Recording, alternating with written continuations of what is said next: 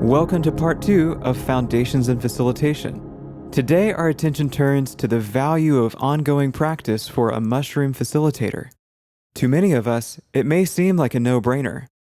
For instance, think of how you would feel if your rock climbing instructor admitted to you that they had only ever climbed once, and that had been 6 years ago. But as we humans mature in our collective relationship to the mushroom, instances like this are reminders that different perspectives come with different no-brainers. We really do need each other. So contribute your perspective in the YouTube comments. You never know who might benefit from your unique approach. You are listening to Psilocybin Says. To support it, subscribe on YouTube and podcasts, and stay connected on Instagram and TikTok.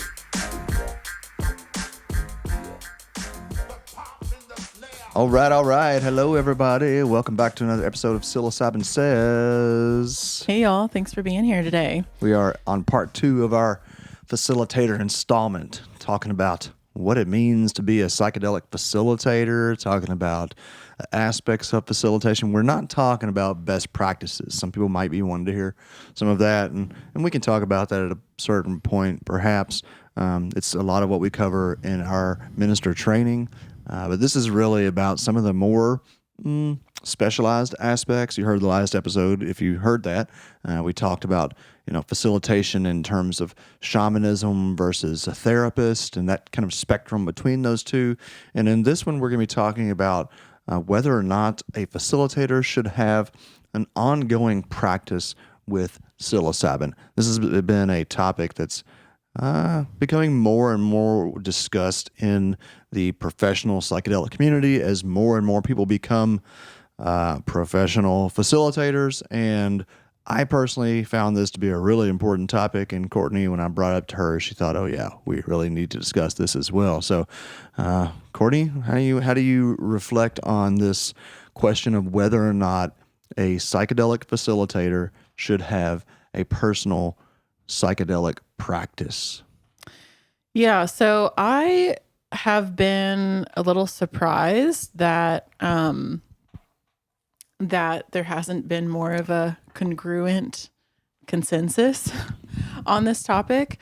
I've thought for the last 10 years that it would be a given that anyone holding space for other people would want to have their own ongoing practice with the mushroom or psychedelic of choice.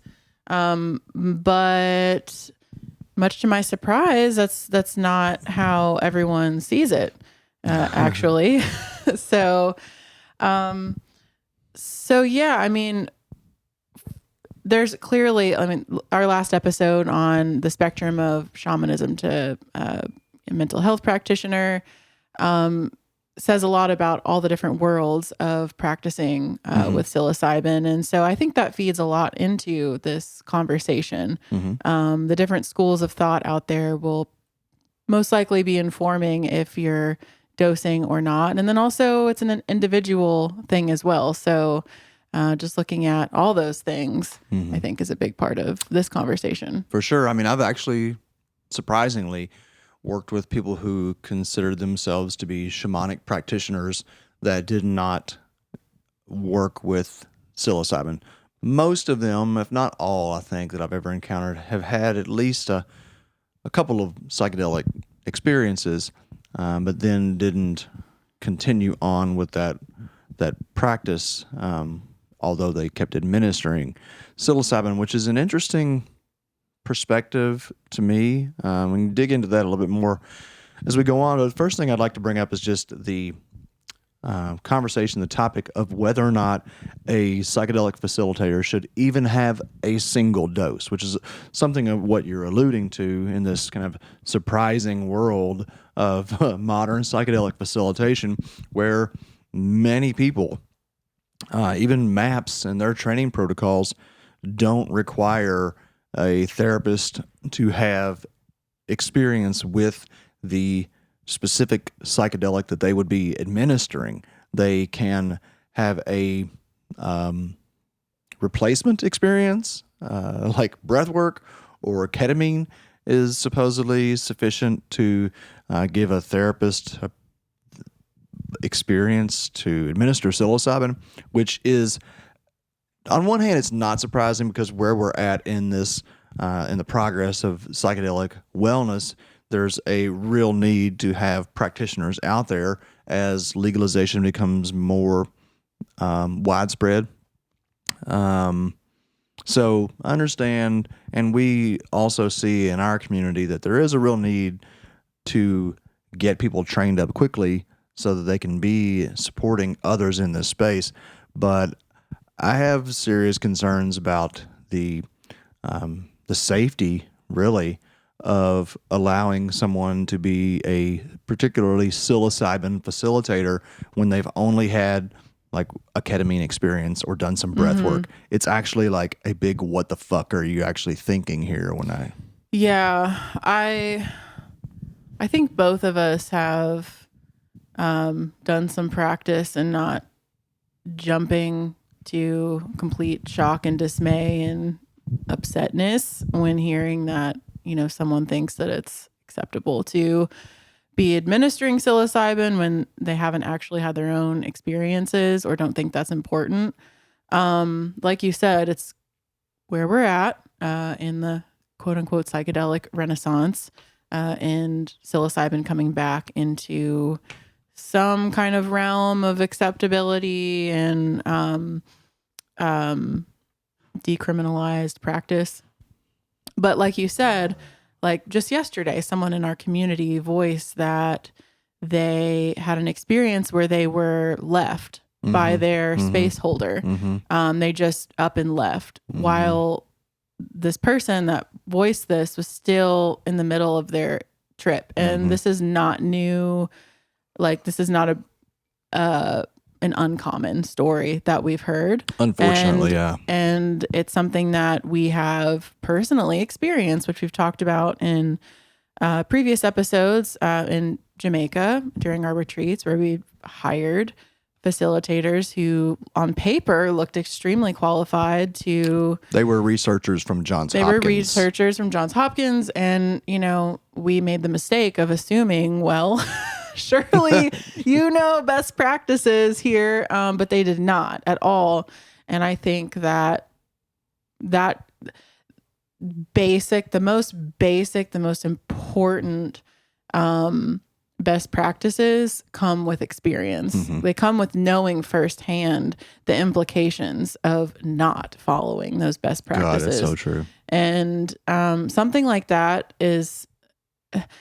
that knowing, that deep knowing of how it really feels to be in the midst of such a vulnerable, sometimes very confusing, otherworldly space, and having the people that say they're going to be with you to care for you till the end not do that is a horrifying experience. It's very scary. It's very disorienting. It is the thing that you end up trying to figure out and integrating instead of like what you went in there to experience. You can end up just trying to figure out what the hell happened in the midst of this experience. And I would never wish it upon anybody. And so I don't think there's any more egregious offense. Well, I would say sexual misconduct in the psychedelic space is the only thing that compares to leaving someone unsupported when you have agreed to be the support person. And that personal experience, like you're saying, provides so much like real-time feedback on what the experience is like. And I think one of the most important parts of that is understanding the duration of the experience, and that these experiences don't run a specific trajectory. We have an idea that, every mushroom trip lasts 6 hours and then it's over and you're back to normal. But if you've had any number of experiences, then you will likely find that is not always the case. So let me, I'm gonna take Smokey out here. Give us a break here, folks. Sorry about that. Forgot to put Smokey aside. Big guy. You guys, I love you. To be a part of it. Smokey, you'll dose with us. 2,000 years later. All right, sorry about that. Little work from home Snafu Faux there. pas. Yeah. Well, and I just want the last thing I want to point out about that specific instance is that the individual that we're referring to, after the fact, I came to understand that this person had only had 2 psilocybin experiences, I believe, and that they were both like 2-3 gram low dose experiences, right? And especially when you're working with people who are on, these what's often called the heroic dose, or just a big dose of mushrooms, it is exponentially different than a gram or 2 hanging out by the pond or whatever that might be, or at a festival, or even like in silent darkness. As you up the dose, it gets weirder, more challenging to the nth degree, which is, I think, another reason it's very crucial to have a broad scope of experience if you're going to be administering these medicines, these sacraments. Yeah, absolutely. So in your experience, when you've been out there in the psychedelic professional world talking about this topic, and you've brought this kind of thing up, what's the response from surprising, actually. Like you said, it's been very surprising how much pushback there is around this. Maybe we'll post a link to it. There's an article in The Guardian that was written about me where some of these same professionals try to say that I was peer pressuring them into taking drugs, right? Because I was encouraging them to take mushrooms with us in Jamaica. And so like I think there's a ton of fear. I think there's a ton of skepticism. I think there's a ton of hubris around this, where people kind of tend to think like, I don't see what the disconnect is. Honest to God, it's so hard for me to even understand where that mentality comes from, other than a complete lack of experience and the belief that this functions like any other substance, like Tylenol or an antidepressant or even alcohol, when that is just absolutely not the case. Psychedelics are so unpredictable. Yeah, I mean, I feel like I know what it is, and that's fear of actually having the experiences. I mean, that's my best guess, because working with psilocybin is like, it's work, and it requires a lot of energy and intention and thoughtfulness and time and courage. And like, if if you've had an experience that has shifted the way that you've thought about how you're living and how you're treating people and how you're treating yourself, and required you to really take a look at your lifestyle, then like going into another psilocybin experience it takes a lot of courage. God. All right. So no, you're right. I think that's ultimately it. Yeah. It's ironic that that we're talking about this for our minister call tonight. One of our ministers in training submitted the question, why am I always so reluctant to take a heroic dose? Right. I've got some ideas. Because it's tough, because it's scary, because it's a complete paradigm shifting experience, and that is frightening. But that's what we're in this for, right? Yeah. Or supposedly. Yeah. I do struggle, and I just have to check myself and bring myself back to compassion with people, because I do easily feel very angry, like when I hear people try and argue that it's not important to maintain a personal practice. And I guess that is in part projection on some level, because I have been there out of fear of going back in to the mushroom space, like trying to justify it by saying, oh, like, I don't need this experience again. Like, one time every couple years is enough. Or while feeling, that feeling when there's resistance to doing something that is going to be good for you because you're afraid. of the transition, that feeling of simply that, just transitioning into a different state, knowing that there's going to be energy required to make changes and do different things. So I guess, yeah, like I know what that place is like, and I just want to like communicate to people like it's fear. Like you're just afraid. Just go in. And then you'll know what we mean about the importance, because I also compare it to, I have this metaphor all the time and I need to come up with a new metaphor, but really like personal training or being a marathon trainer. Like, would you hire a marathon trainer if you're going to run a marathon and you want to like come out feeling decent and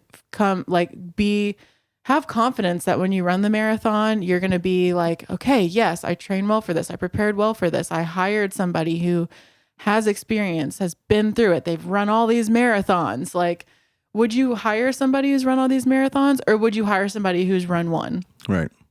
You would definitely hire the one who's run more marathons. Come on. I think about, for me, the growing up Catholic, this was always something that just baffled the fuck out of me, is priests giving advice on marriage, you know? And I was just like, how the fuck? Even as a kid, when I was fully bought into Catholicism, that was the one thing that I was just like, it didn't make sense, you know? And same thing. Like, yeah, I'm going to give you advice on marriage that I've never done, or a sex therapist. Yeah, I had sex one time, and this was what it was like. So when you have sex, it's going to be like this. And the mushroom experience, I don't think that there's anything that's more comparable to a psychedelic experience than a sexual experience, personally. Maybe something like skydiving or some, you know, life-threatening vulnerability. But it's about that vulnerability. It's that nakedness, that everything is exposed right now. And so I see the two as very useful metaphors, one for the other, and also the blending of energies that can occur, you know. And so like that's the one for me. I'm just like, I can't imagine anyone would ever go to a sex therapist knowing that sex therapist had sex 3 times. Right. Period. And so that we don't, that's not part of this conversation, or that when you bring it up, you know, it's either immediately dismissed, and that's what, you know, when you ask how it's responded to in the professional circles, it's that it's either immediately dismissed or it's just played off as something completely different, you know. But I think more than anything, it's just really the conversation is avoided, and then terms like peer pressure get thrown out. I mean, I've been told multiple times, once in this very public article, several times in these LinkedIn conversations, which is where I have most of the professional conversations outside of Sanctuary. My LinkedIn has become a very psychedelic space. And there are a number of retreat owners and facilitators out there that have accused me of trying to peer pressure people into taking substances. Well, first of all, it's like, okay, we've acknowledged that psilocybin is the safest, or one of the safest substances that you can consume, and it's one of the most beneficial medicines that you can consume for healthy people and for people who are unhealthy. There's a very, very small spectrum of people for whom psilocybin is not helpful for. So can you please answer me, anyone who is an advocate for these experiences, why we would not want to consume the safest and most effective spiritual mental health medicine on the planet at least once or twice a year? I mean, it's like you're talking about, if you do this twice a year, you're talking about, let's say each experience is a total of 10 hours. You're talking about 20 hours in a year that will drastically improve the quality of your life. And you're going to tell me that I'm peer pressuring you because I'm suggesting that this is a part of a healthy practice of a facilitator. Or I even had most recently, I'm not going to say any names, but one of these retreat owners said this was a dependency relationship, that by suggesting practitioners consume that which they practice on a semi-regular basis, that I'm encouraging a dependency upon the mushroom. That is so fascinating. Like, my first response is like just complete I don't understand. I'm baffled. It I'm is like, baffling, yeah. what? It's like hearing someone speak out of both sides of their mouth. Like, do you hear yourself? You're an advocate for, like, this is if you're a retreat owner and this is your life and you are advocating for people to come and have this experience, and at the same time, you're suggesting that the people that are serving the medicine shouldn't partake. Well, not only that they would be experience? that it's a dependency if they do. Right. Exactly. So are you telling people that are coming to your retreat that they're becoming dependent on the thing that you're suggesting they come to do? What? Like, and then I step back and I'm like, okay, what's going on here? Clearly there's fear and just a complete lack of experience and understanding around the experience in which they're selling. They're trying to sell to people. And then I think, well, maybe they just don't really care. Maybe they're just trying to make money and they're afraid to have the experience. They don't want to, they're just afraid to face their own stuff and own their experience. And they just want to make money. So that could be what's going on. And also maybe it's a perspective, like what immediately comes to my mind is like a psychiatrist who's prescribing drugs that they themselves don't think maybe that they need. Like they're viewing mushrooms as like an antidepressant. Like it's only for sick people, or it's only for, it's only for sick people and I'm not sick, therefore I don't need it, type of mentality. But even that doesn't make sense. No, because this is something that benefits. We know there is research that says clearly, and we know through anecdotal historical experience, that some of the people who benefit the most from psychedelics are people who are generally mentally very healthy, right? An expansion of consciousness. Now there's bounds here. It's not to say, and maybe that's where it gets confusing. Maybe people think that somehow we're advocating for, monthly mushroom use for the rest of your life. Not the case. When I speak about a personal practice, it's whatever personal practice you genuinely feel called to, which can be, whatever that looks like. I went most recently after coming back to Jamaica after many, many years of constant, not relatively constant, very frequent dosing. I went 2 years without taking any mushrooms, and I'm an outlier. There's no doubt about that. I do think that most people, healthy people, would significantly benefit from at least once a year dosing, which is a very small amount. There's no peer pressure there. There's no dependency there. That's a check-in. But, and again, we just know that healthy people benefit enormously from this. So I want to be compassionate, and there are healthy bounds here.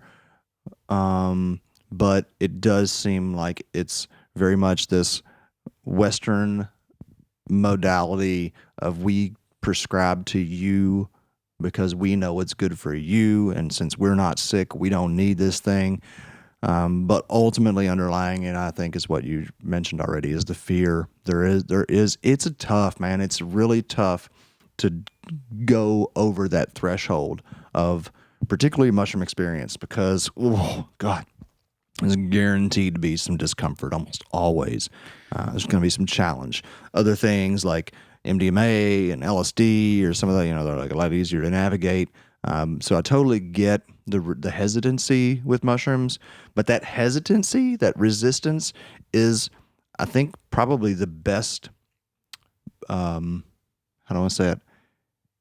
It's the best system of check and balance that we have to make sure that we aren't doing it too much, right? I don't really, if I know if I get to the point where I'm just like, throw the mushrooms back, no big deal, that I'm probably not doing enough integration work in between, right? Because you want that buildup of the resistance that you have to get over to feel like you've accomplished something, to know that there's actually something to work on, if that makes sense.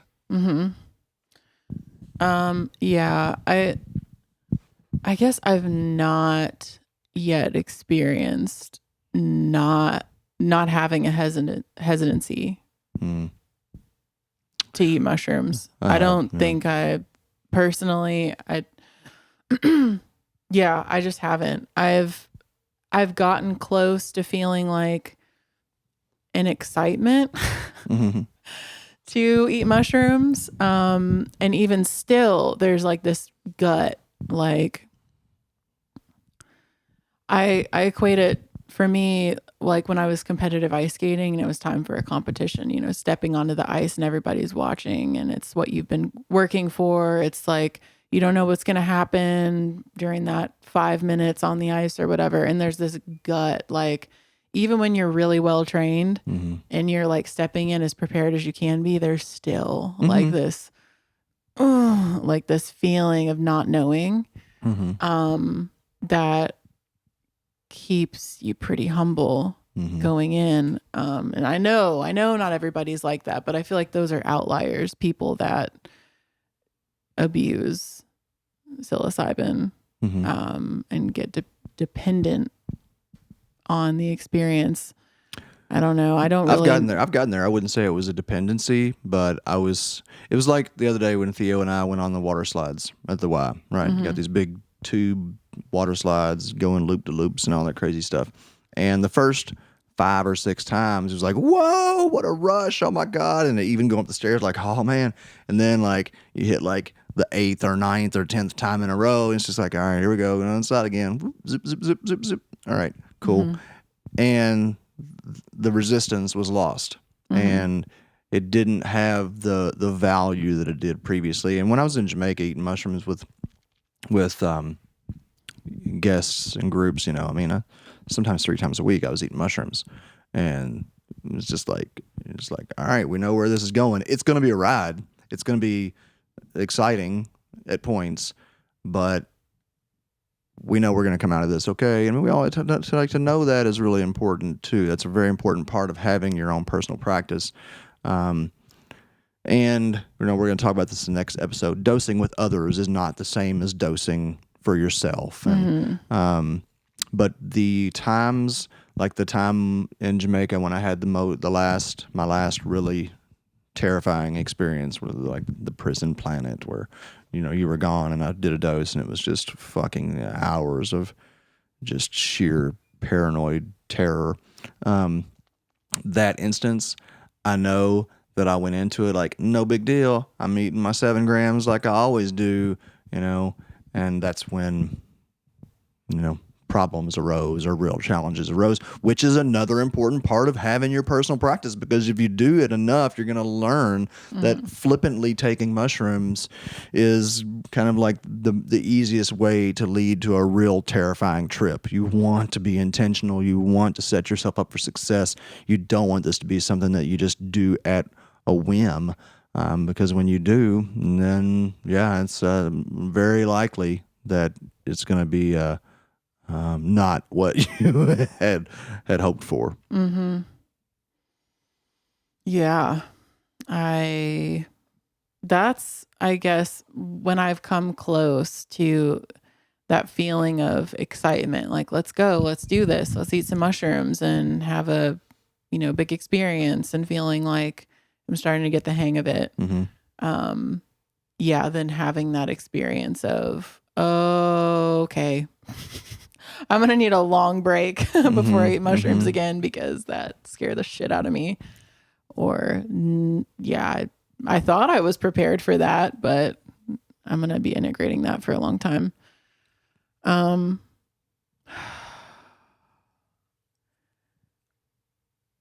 So have you worked with a facilitator yet who hasn't had much of a personal practice and been a great facilitator? I've worked with facilitators who haven't had, well, gosh, I'm actually going back through the list of facilitators, and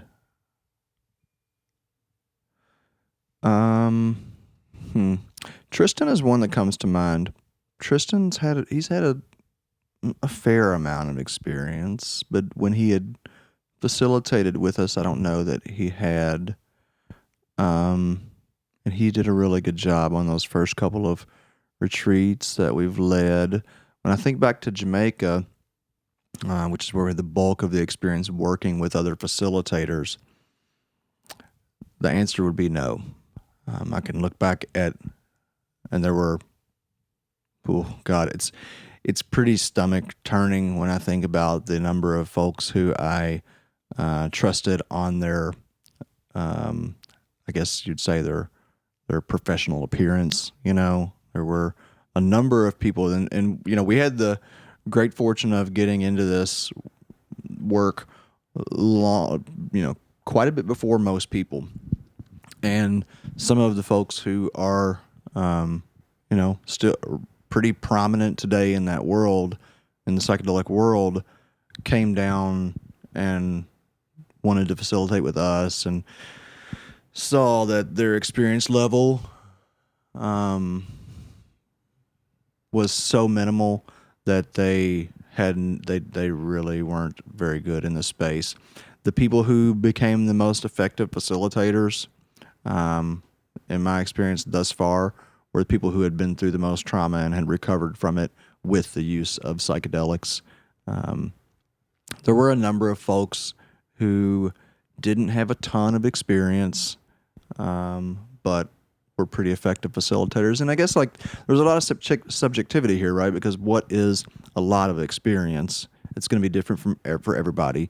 And there is the very real consideration of what other spiritual or personal growth practices do you employ that contribute to the work that you do with psilocybin? Because I want to be clear here that it's not just mushroom experiences that make you an effective facilitator. Yeah. So could you break that down a little bit more? So we know not leaving before everybody is for sure good, and knowing what that actually means. Mm-hmm. We know that's an element of being an effective facilitator, but what else comes to your mind when you're thinking of these people that really excelled in the space? I think compassion and empathy are probably the two biggest qualities.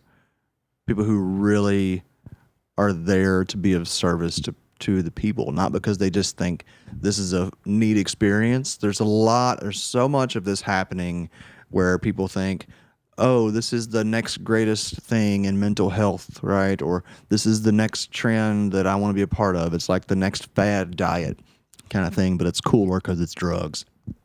And those people don't tend to have the fortitude and the compassion and the empathy to really stay the course. And that fortitude is a huge component because very likely you will be having sessions that a lot of times, like the first 3 hours, are just kind of low key, nothing much going on. And then hour 4 or 5 is when, somebody is just absolutely really having a big release that can look like a number of things. You may be having to physically support somebody as they flop around on the ground or whatever. It could be any number of things. And so being able to maintain your energy for at minimum 8 hours, and really more like 12, because you've got a couple of hours leading into the session, people dosing, and 6-8 hours then, and then even still after the acute effects have worn off, there's a lot of times that you're still there supporting someone emotionally for another 2 or 3 hours, in deep conversation, integrating. Have had experiences where God, just watching someone, supporting someone as they release trauma for, God, there was this one guy that it was a 10-hour trip that was completely unexpected that it would hit him that hard, but he finally broke open a barrier, and I wasn't going to stop that release. I just wanted to support him. And so like that is huge, to have that endurance, to be able to last with someone for that long, and then to be able to get up the next day or, a couple days later and check in with them and continue the conversation, continue the process. So this is just what we try to convey in our trainings, that to be the best facilitator of the psychedelic experience, it ultimately amounts to being the best human you can be. You just keep showing up for people, you keep loving people, you keep letting go of judgments, and just whatever you're going through, it's okay. I find that much easier to do in the psychedelic space, but it's also really important that we maintain that practice outside of the psychedelic space, because just being the best person we can be at all the time. And people know that, they see that when you're with someone in the space, they are feeling what we are emanating. And so to authentically emanate that unconditional love, that encouragement, that I'm here if you need me. One of the things you said to me when we were first together, within the first year or two that we were together, and I was really aspiring to be in this role of supporting people through their experiences. And I asked you, I think something like, what gives you confidence in taking mushrooms with me, or something like that. And I remember you saying to me that you just always saw me as this solid rock, that no matter what happened in the mushroom trip, that I was going to be there, and I was going to be there all the way through it. And that's what I try to bring into my life, in our family and our friendships, to really just continue showing up for people. And I don't do it as well in my daily life, but to continue reminding ourselves, myself, you're doing good. You're going to get through this. I'm proud of you. I know it's hard, but you're doing really important, really good work right now. Yeah.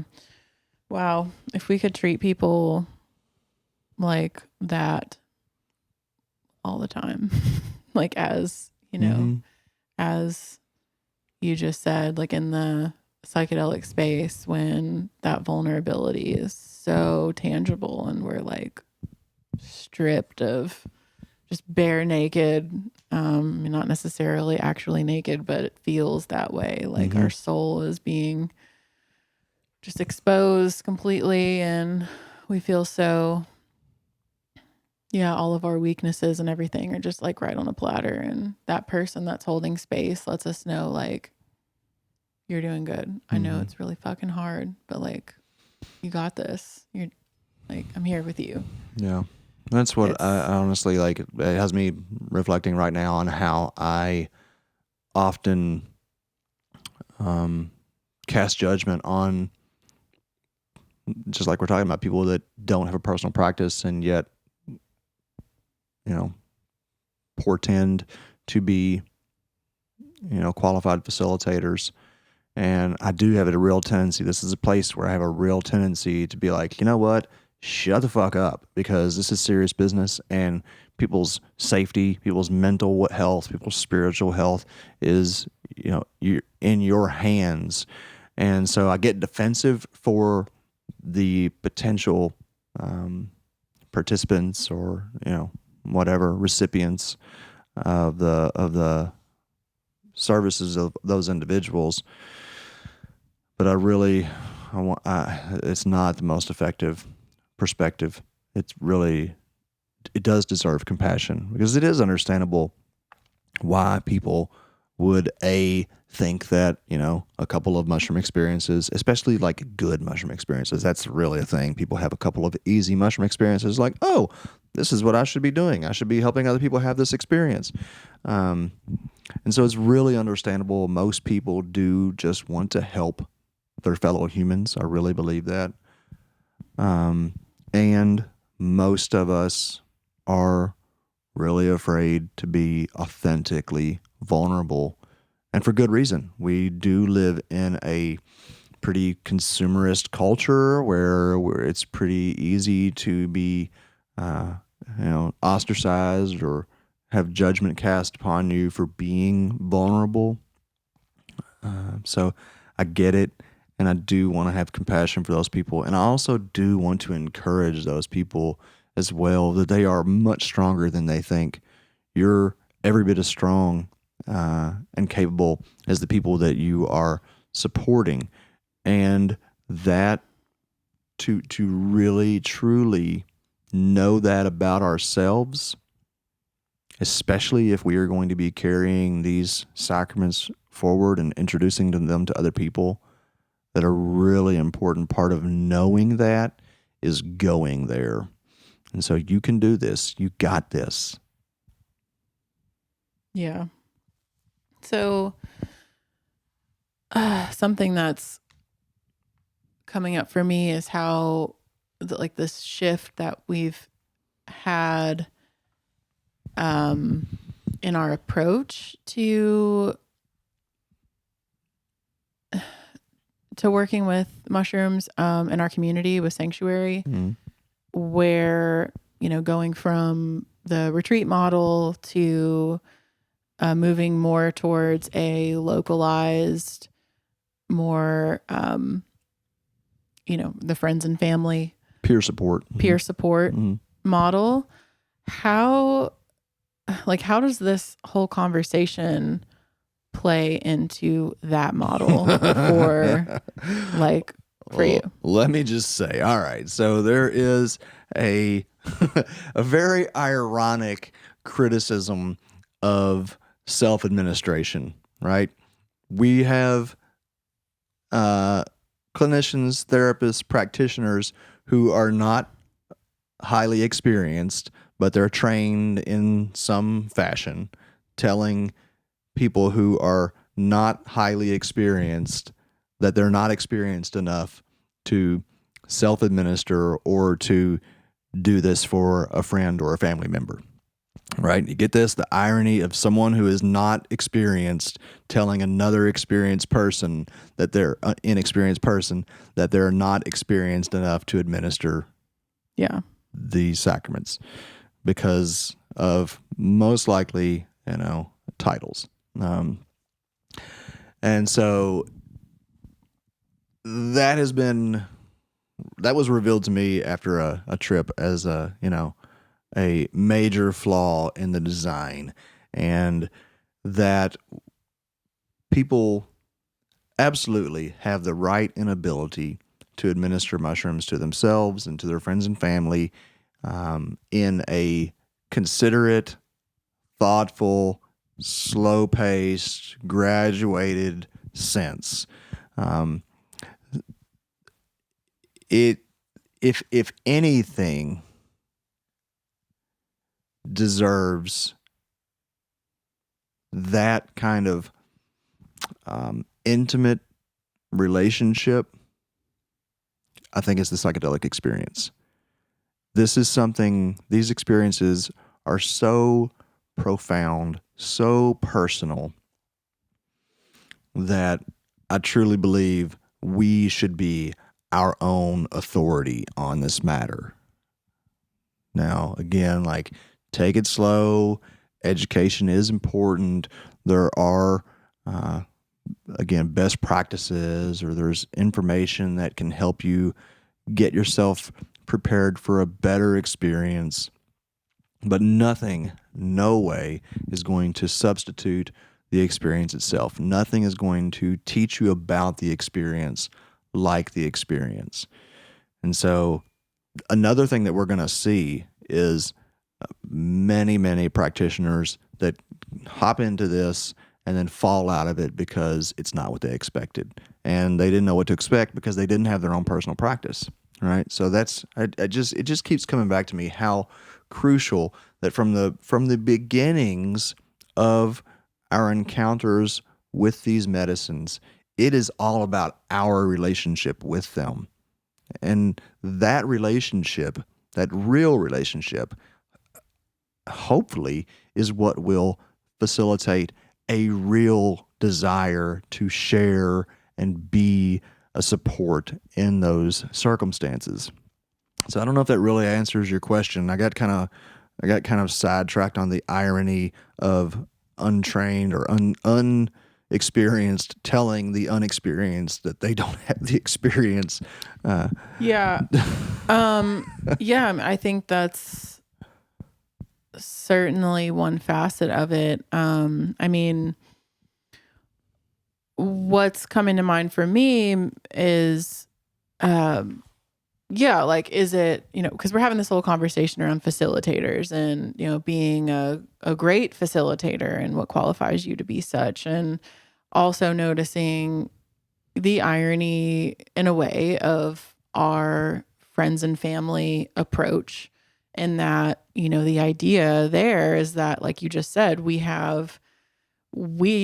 do have the right and the ability to self-administer this sacred plant to ourselves, and with some very minimal best practices, have someone that we tell somebody, that somebody knows that they can help us and make sure that we're physically safe. So it's like there is a spectrum here, because this whole conversation around being an awesome facilitator, having, plenty of your own experiences on a spectrum of types of experiences and doses and settings and making mistakes and learning from them, and then we have, then simultaneously there's the reality that you really don't need a great facilitator, as well. And all wrapped up in that with your recent comment there is, from my perspective, it seems much safer to start a practice, cultivate a practice with yourself, with your loved ones, because there's not this facade that somebody is helping you have an experience, or granting you permission to have an experience, or, I guess when you're embarking on your own personal journey and you're putting it in your own hands, I feel like there is a tendency to take more responsibility for that experience, versus hiring someone I read Michael Pollan's book and now I'm going to look online for a psychedelic facilitator and hire somebody and pay somebody a couple $1,000s to sit with me, and they got this. They're the professional. They'll tell me what I need to do. They'll make sure I have a great experience. And I'm not saying that this is how it works for everybody, but I have seen the difference, and that there does seem to be that tendency to put the onus more on the professional Definitely than yourself. And that's where I feel like things get real sticky, and it can be a lot harder to integrate that experience because you haven't put in the energy and work into preparing yourself, taking responsibility, trying to educate yourself on the best practices, finding a community that can help you do that, talking with people that have had actual experiences, that, their own personal experiences where they've self-administered. And it's just a very different world and a very different approach. So we've seen people hire that professional facilitator, have the experience, and maybe it, is awesome, life-changing, what have you. And then, like you mentioned earlier, they have that great experience. They go home and they think, oh, like I had that one experience. I haven't done a ton of research or built a community or found a community or built relationships with other people practicing. So like I had this great experience in this very specific space. I'm just going to like go home and whoop, replicate that, eat, you know, a handful of mushrooms, and without having done that personal work to take that personal responsibility yet, be completely blindsided by the intensity of the experience. Like that, I feel like, yeah, it's more dangerous to me. That's you bring up a very interesting point. And I guess there's really two that I'm seeing there. One is this kind of guru syndrome, right, where the facilitator is, you know, they're who did it for you. Either they did it good or they did it bad, right? And we talk about this being responsible for your own experience in a previous episode. And then there is the reality that the kind of potential for harm that comes out of that. And you know, I'm like hesitating because I don't want this to sound like I'm being boastful, but a good psychedelic facilitator makes it look easy. It makes it look easy to take 8 grams, right? Makes it look someone that knows the space, that goes there with you, and they're just like surfing the waves of chaos. It's very easy to think like, okay, well, I can just go do this myself.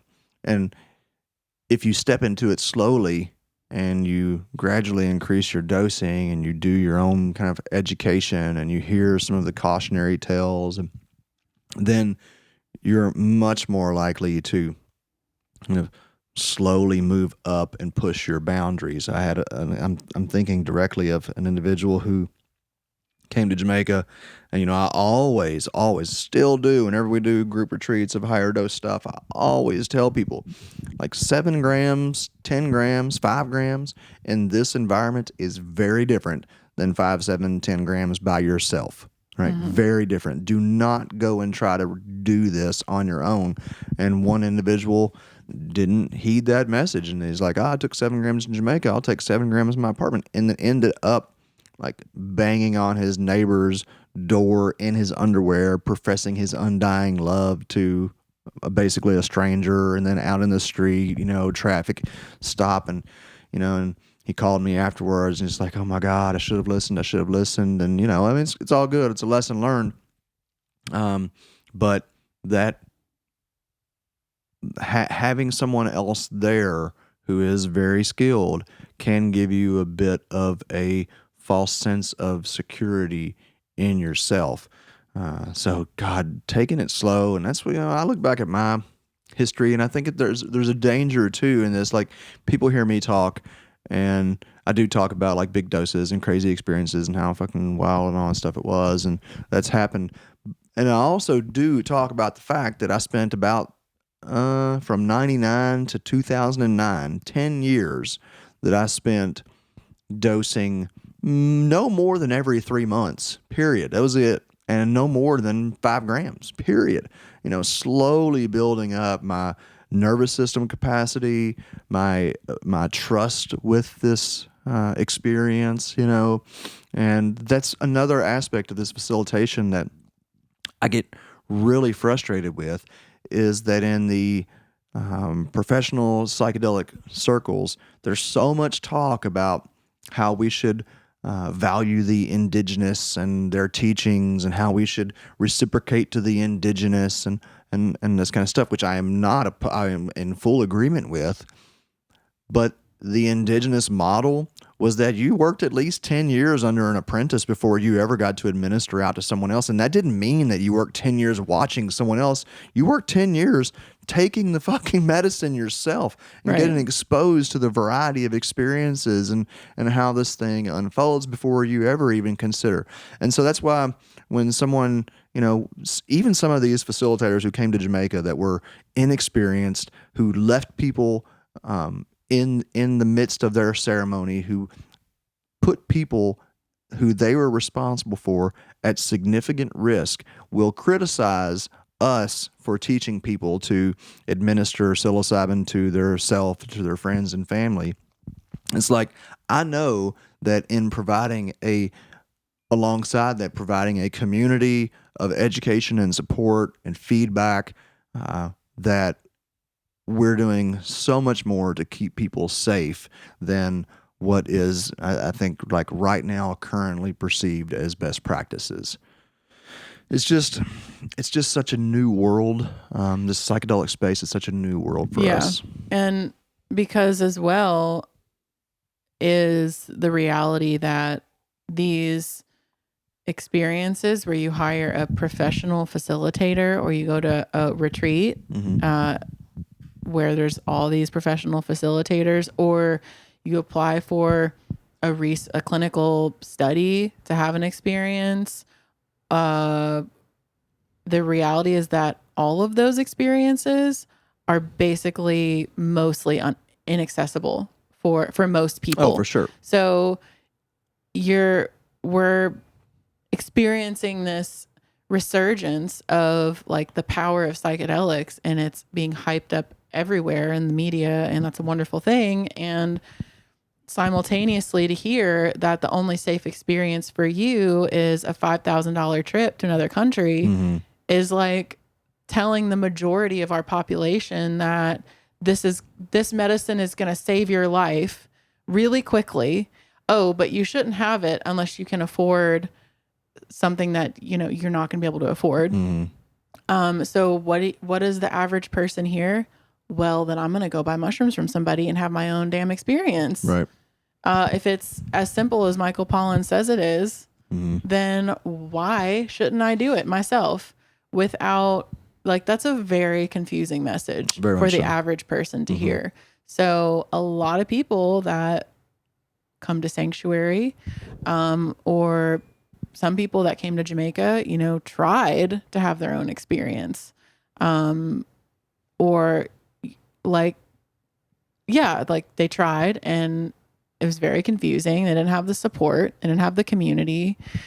And so, finding that, I love that we're having this conversation, and like there really isn't, like, my takeaway is like, there's not a black and white. Like there's not, like, it's okay. Like if you feel like hiring a professional facilitator, who you vetted and you've spoken with and you feel really good about, and you want to hire that person to have an experience, to help you have an experience, like, great. And also if you want to like have your own experience in your own home and you want to join a community or like find community and find people to like help you navigate what that might be like, great. But just being safe is like the number one thing. Yeah. And there's no guarantee in safety. I think the best guarantee in safety is to slowly, over years, graduate your dosing. Begin slow, feel it out, start to learn to navigate it. It is a space that can be mapped. It's a very confusing map, and it takes a very long time, and there is great benefit to having highly experienced people help to kind of highlight some points on your map. Nobody's map is going to look exactly the same, but there are some similarities and consistencies that can be interpreted with value. So there is that, but that's not going to come from, most likely, that's not going to come from a single session working with someone. It's going to come over consistent practice that you continue to explore, and you relate through conversation. You share your experiences with people who are more experienced than you, and they can hopefully not tell you what you're experiencing, but ask questions and kind of share some of their experiences that will then help you relate to what you've gone through. It's like, we listened to, on this topic of self-administration or working under a professional, we went and listened to, I've cited this conversation many times, we went and listened to Joe Tafur come and talk here in Louisville a few weeks ago. And he's the author of Fellowship of the River. He's a medical doctor who is also a very experienced, like 30-year experienced ayahuasquero. He's worked in Peru under the shamans there for a long time before he started administering ayahuasca, and he also is involved in a lot of research. And he said that he showed us a study that illustrated pretty clearly that the most important factor to a positive outcome from any psychedelic experience, and this was across medicines, is the facilitator who you're working with.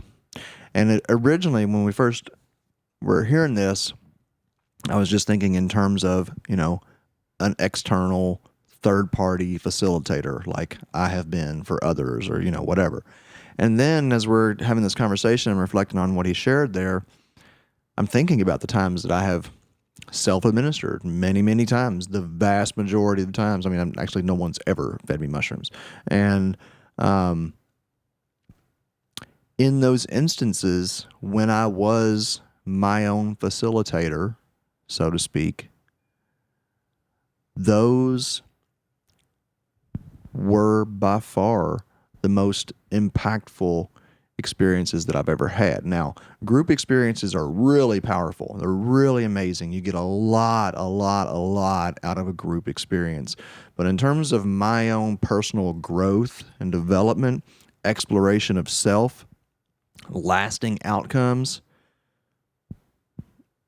aside from a couple, the vast majority of them were the most impactful and terrifying experiences of my life. I can only think of a couple of experiences that I shared with other people that were anywhere nearly as profound as some of those solo experiences. That experience that you and I had back in the day with the raccoons and all that fucking changed my life.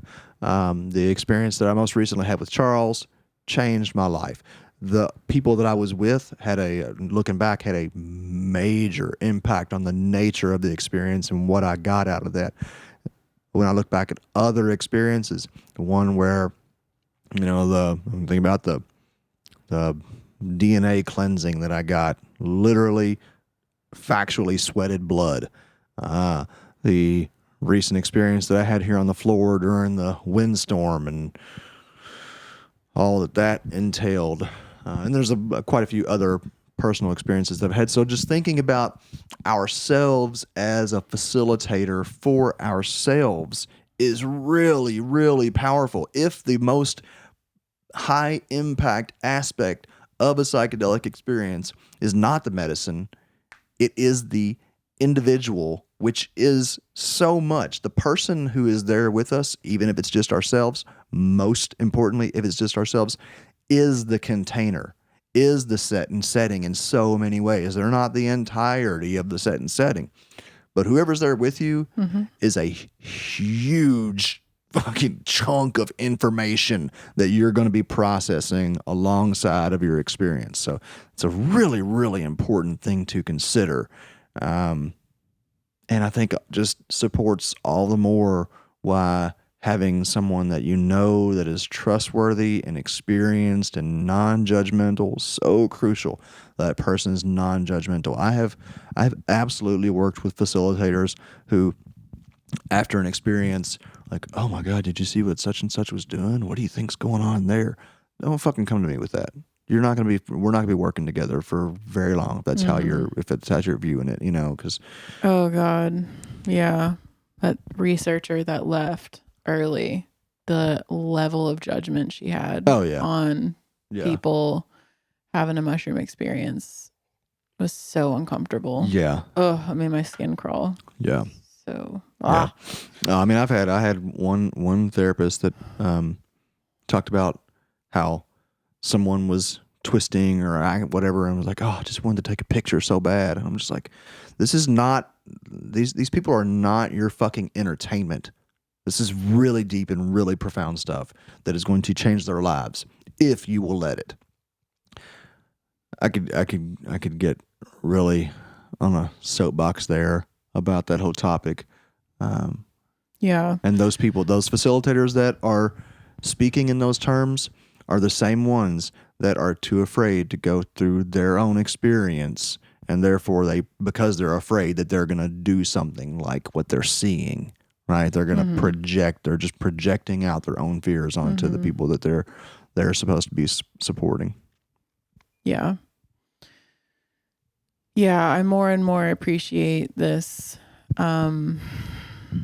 development of how our community is practicing with psilocybin, and this, just thinking of what you just brought up with Joe Tafur and saying that the people that you're having the experience with is like sometimes like it's the most important part.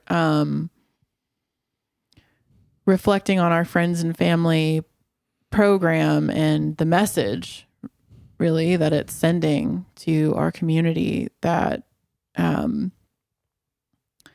finding somebody that feels trustworthy and solid, like I've said you are, to me, like finding that person for you is,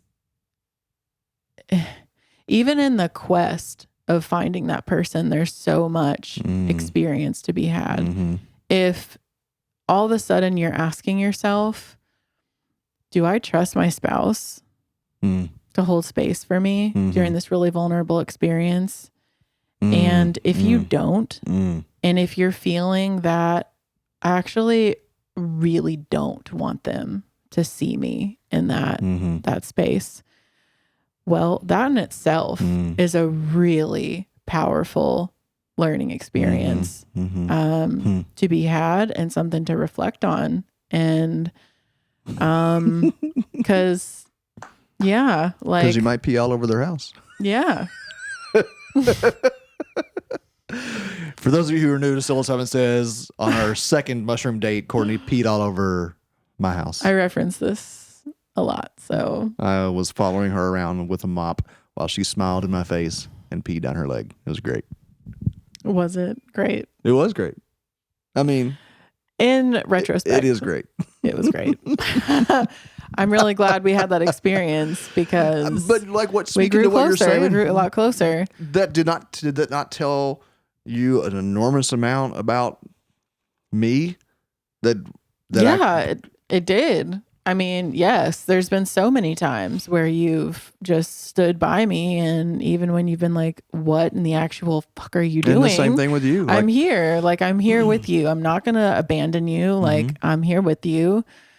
I'm right here working through this with you. I don't know what this is, but I'm here with you. Like, that's partnership. That's life. That's partnership. And yeah, if we can get through that together, in that space and that level of vulnerability and chaos, and come through it better, then yeah, we can get through. So I'm really glad you brought that up, and I haven't really thought about that in the context of our friends and family and all. But God, what a powerful, and we talk about this occasionally, like if every business partners would dose together, and if people would dose together before they got married, how much they could learn about the person that they're going to be with and decide if it's really.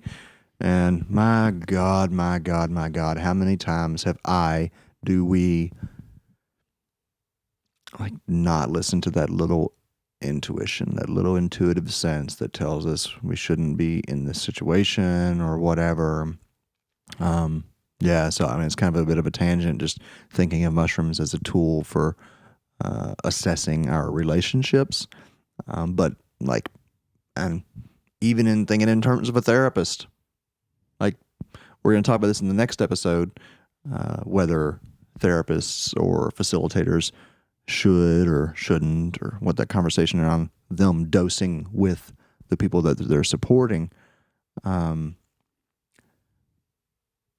your therapist is someone who, I don't want to say requires, but I do want to say requires, that it requires great vulnerability to make progress with a therapist. And if you were to take mushrooms boom, off the bat, I can think of someone in our community who took mushrooms with their therapist recently and found out that therapist was not solid and was not someone that they should be sharing their vulnerable self with. And I wonder, like, is that part of the reason of why some of these facilitators don't want to dose, maybe even particularly alongside their clients, is because it may make their own insecurities in just highly visible. I don't know. Well, yeah. Yes. It's really, I truly when you're not, believe. I mean, we've heard certain facilitators say there's no way in hell I'm going to dose in front of anybody because true. Because what might come out, and them specifically say that, like, I don't right. want to be seen by people. God, I which cannot is believe shocking. If you're leading group retreats, then you should be dosing with groups sometimes. Yeah, at for least. sure. And if you can really say that out loud, that you will not dose in front of people because you don't want to be seen, and you don't hear that resonating in your own head. Oh my God. Oh my God. I don't know what to say. I know that we should have immediately ran the other way when we heard that. That's what we should have done. But life is a learning experience. Yeah. And sometimes you're too far down the road to just run the other way. You gotta be strategic. That's right. Or trust the process to. Yeah. This is such an ongoing conversation. I mean, life is, and this topic is, and just thinking about trying to put myself in the shoes of somebody with no experience working with mushrooms. I wonder how do you... Go ahead, I don't know. I mean, what comes to me, like, after this whole conversation is, like, it's in the conversation that the mushroom experience happens, really. Like, in that process of assessing if you want to eat mushrooms with somebody, or eat mushrooms with the help of somebody holding space for you, or if you want to hold space for somebody else. Mm-hmm. Like,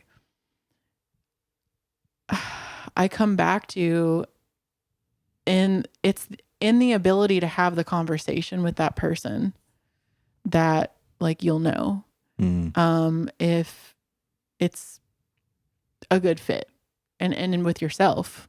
Mm-hmm. Like, if you can't have a conversation with someone in which you feel like you can continue opening up, and you experience that person continuing to open up, like, you'll know, if it feels like safe to do so, which, like you said, safe is, the spectrum, and safe but scary. Yeah, it's never going to feel like completely comfortable, and, like you're just going to eat a piece of chocolate or something. I don't know. But, that has me questioning, like, how do you know when you're ready to sit for somebody else?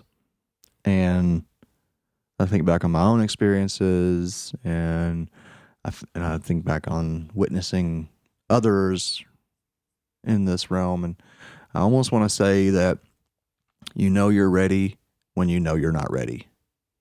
It's like the people who come out of a training program and they're like, I'm ready to be a psychedelic facilitator, and they're just like, no fear, no concern. I got this. I'm not sure that those people are actually ready, because if you don't have enough experience to know that this can be an absolutely abjectly terrifying experience, even with the safest person that then you don't have enough experience. Yeah. It's just a reality. And there's a whole big conversation to have about bad trips and blah blah blah, and not gonna get off on that tangent right now. I personally do believe that with a supportive community, or a highly qualified, highly experienced facilitator, that any trip, no matter how challenging, can be a positive outcome. But that, again, requires I only say that because I've had so many fucking terrifying experiences that were the most beneficial experiences of my life, and being able to help people unpack that is extremely rewarding. But yeah, anybody that's just like gung-ho, brand new, and this is such a brand new thing in our world. These medicines were practiced for tens of thousands of years. Thousands of years people practiced with these medicines and came to a level of proficiency. We have been dabbling for such a very short time. And that's where, personally, I am more capable of bringing in compassion for the industry, quote, the industry, because it's easy, particularly with something that is as complicated as psychedelics. I think it's even easier to generalize it. Like something that is the way that psychedelics are complicated in that it takes real time for your subconscious to open up and allow you to experience the breadth of the experiences that can be had. This is not something like mushrooms are notorious for kind of like teasing people in, right? And then like, brah, here's the goods, and it's like, oh my God. So it's really easy for us to just be like, oh yeah, have a mushroom trip, it's 6 hours, you meet God, you have a good conversation, you come back out, and then everything's better, because that's very often kind of the early experiences for people. But as you advance in and you become more capable of letting go, then you're much more likely to have these kind of earth-shattering, very confusing experiences. So, yeah, I just want to have some compassion on the industry overall. And there is a certain amount of kind of ego within myself that is like, well, you think you know psychedelics, you don't know psychedelics, wait till you, so I just, it does checking help ourselves. Viewing the industry, the bubble of the up and coming, whatever, psychedelic world, viewing that as like a toddler, just like learning its independence and, navigating the whole thing and the fear and the naivety and it's all like those I'm things. like a teenager. I'm not even an adult in the psychedelic space. I'm like a teenager, and I get really annoyed with my little toddler siblings. But then, in my moments of clarity, I can have compassion on them. Whereas when I'm a full grown adult psychedelic professional, then I will just immediately be like, oh, it's okay, little kid. Let me help you. Let me help you get up. It's okay. You fell down. Doing good. You're doing good. You're doing Got good. this. All right. Okay, So well, next episode, we're talking about dosing with the people even more that are also dosing. controversial. Oh, yeah. I bet you can guess what my stance is. We're acting like the mushroom here, just teasing you. Yeah. Teasing you into the most the deeper mind-blowing bits. Thanks for listening. Yeah. Be sure to leave comments if you agree, disagree. We'd like to hear from you, particularly on the YouTube channel. It's a great place to have a conversation. We also, of course, very much appreciate your feedback through ratings on iTunes and Spotify. We're moving up. We're almost to 100,000 downloads. We should have some kind of a special episode for our 100Ks. Ooh, maybe we could have like a live stream or something. Ooh, that's cool. Yeah. All right. That's Thanks, as long y'all. as it's not like a live stream like you had in the kitchen floor that night we were tripping. Oh, come on. Oh, yeah. A sense of humor is really fucking important in your psychedelic facilitator. Just saying. Yeah. And also getting permission from the person you're sharing stories about, which you have permission from me to share that story. Yeah, obviously, we've only shared it 500 times now. Well, this is actually something to be a good episode because this is something that comes up, and it's going to come up more and more in the community context because it's important for facilitators to integrate and share their experiences as harm reduction, education, and also for their own personal contextualization. And I've had some, I shared that story about the guy who took 7 grams on his own and ended up peeing in the. He may listen to this, he may not. Nobody knows who the fuck that is. Even the people that were on the retreat with the same individual don't know who that is. So I don't want to start another episode right now, but this is a conversation that I think is really of value. It's something that I've given a lot of thought to. So maybe that's something we can talk about in the future. The ethics of sharing. That'd be great. A psychedelic experience. That'd be great. Awesome. Thanks, everybody, for listening. Thank you.